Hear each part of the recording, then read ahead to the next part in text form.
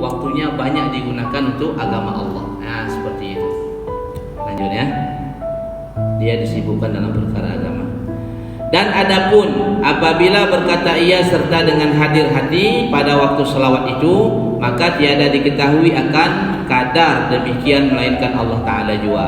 Tadi kan ceritanya orang yang berselawat hatinya enggak hadir, pahalanya dikasih sebukit oleh Allah dan malaikat berdoa supaya orang tersebut diampunkan. Ini ceritanya kalau hatinya hadir tatkala berselawat, maka bagaimana ganjaran yang Allah berikan? Gak ada seorang pun yang tahu melainkan Allah saja yang tahu pahala yang akan Allah berikan kepada orang yang berselawat dengan hadir hati. Ya, dan ketahui olehmu bahwasanya sekalian bagi zikir tiada diberi pahala dan tiada diterima akan dia melainkan serta hadir hati, melainkan baca Quran dan salawat atas Nabi sallallahu alaihi wasallam.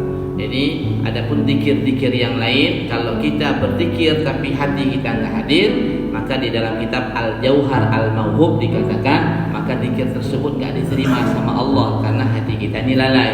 Kita zikir subhanallah tapi teringat nih yang jual beras belum laku tadi kayaknya nih. Nah, itu.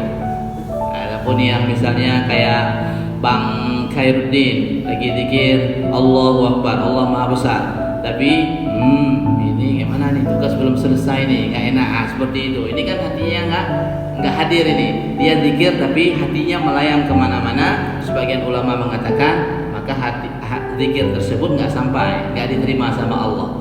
Yang diterima itu apa? Dua amalan yang diterima sama Allah meskipun hati kita nih nggak hadir ataupun lalai. Yang pertama, selawat kepada Rasulullah. Yang kedua, baca Al-Quran. Ini paling istimewa nih, baca Al-Quran dan selawat kepada Rasulullah. Makanya amalan yang paling istimewa ini jangan kita tinggalkan. Setiap harinya kita berselawat, setiap harinya kita baca Al-Quran. Jadi kalau disyaratkan baca Quran tahu arti dan hadir hati, kayaknya orang Arab saja yang dapat pahala. Kita yang nggak tahu arti, terutama saya yang nggak tahu arti, kayaknya nggak dapat pahala. Nah, makanya kan kalau ada orang bilang ente itu apa hafal Quran katanya, yang nggak ada faedah katanya, dia paham nih penting. Masya Allah, kok nggak ada faedah?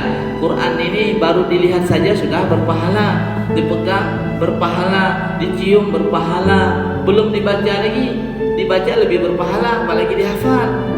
Ya, jadi jangan bilang orang yang hafal Al-Quran nggak berfaedah. Nah, ini kalau orang bilang seperti itu, kita tes dia baca Quran, dijamin nggak bisa baca Qurannya karena dia memperkekeh Quran. Banyak hari ini orang gara-gara bisa baca kitab sedikit, nah kemudian bilang jangan hafal Quran saja.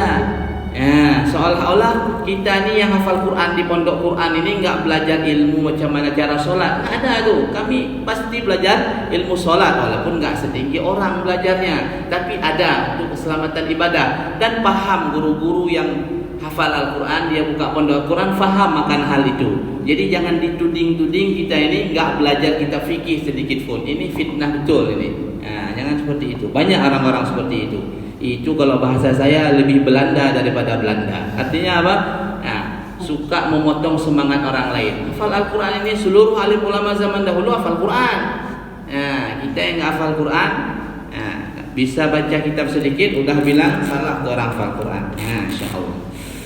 Tapi mudah-mudahan daerah kita nggak ada. Nah, ini daerah luar. Entah luar mana nggak tahu, planet Pluto ini.